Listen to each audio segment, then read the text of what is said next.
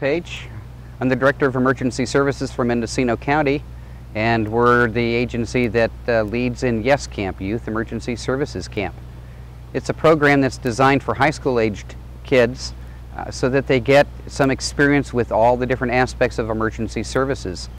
We expose them on the first day to emergency medical services, and they begin their training in first aid and CPR, and by the end of the week they become certified in first aid and CPR. They also learn about patient packaging, how to use backboards, Stokes litters, and when we can, we bring an aircraft in so they learn how to package patients for aircraft transport.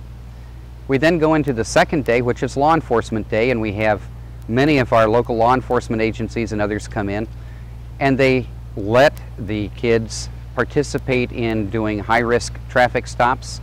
They learn how to search buildings for suspects, and they learn some weaponless defense tactics, and in the meantime they also learn some leadership methods and teamwork methods through a ropes course that we insert within the program. Then we go into the third day, Wednesday, which is Fire Day, and they get a chance to do things that fire departments do. They get to do vehicle extrication by using the jaws of life to pry cars apart, to cut them apart, to show them how you can get people out of cars that have been heavily damaged.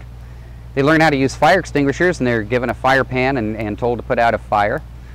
They learn how to search for people in a smoke-filled room, and in the same process they're also wearing all of the same equipment, so they get an appreciation for how difficult these jobs can be. One of the things they do too is learn how to lay hoses that are charged with water, and they actually do an attack up the side of a hill. On Thursday, the search and rescue folks come in, and they learn some of the methods for using maps and compasses. They also find a victim in the woods and have to bring the victim out. They'll learn some survival skills and also how to search for people who are lost in the woods. And on Friday, they put all of this together, and they have some competitions which become very exciting. And they start out with a standard tug of war, but then they have a rescue race where they have to find a victim, package the victim, and bring them out through an obstacle course. They have a bucket brigade where they learn to coordinate with each other to transport water from one location to another. It's a timed event. And then they finish up with what we call the hose fight, where they use fire hoses to move an object from one side of a line to another against another team, and it's a lot of fun. Our goal is to give kids this age a taste of all the emergency services, because they're getting to the point they're going to start making career decisions, and they've shown some interest in this field. So we try to give them a well-rounded taste of each one of them so they can make a choice with some knowledge, which a lot of people don't get the opportunity to do. We are the only operation of its kind that we are aware of in the United States. And there are some other similar camps, but they don't go to the detail that we do.